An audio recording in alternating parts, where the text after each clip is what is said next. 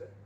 ইতিমধ্যে আমাদের অবজারভার্স 3 জন, মানে জেনারেল অবজারভার, পুলিশ অবজারভার এবং এক্সপেন্ডিচার অবজারভার 3 জন জেলাতে এসে গেছে। ওনারও বিভিন্ন মিটিং বা বিভিন্ন মানে ওনাদের ভিজিটস এগুলো করা যাচ্ছে। ওনাদের সাথে আমাদের সেট জমা দিয়েছিল, আর স্ক্রুটিনি বোর্ডে 13 জন ক্যান্ডিডেটের ফাইনাল হয়ে গেছে।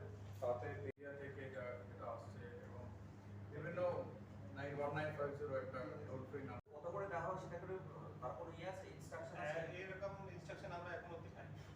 স্যার আরেকটা জিনিস, এই যে ভোটের সময় সিভিক পুলিশ এদেরকে তো ব্যবহারের ইয়ে আছে, সিভিক ভলেন্টিয়ার্স, সেক্ষেত্রে ভোটের সময় এদেরকে কী হিসাবে ব্যবহার করা হয়?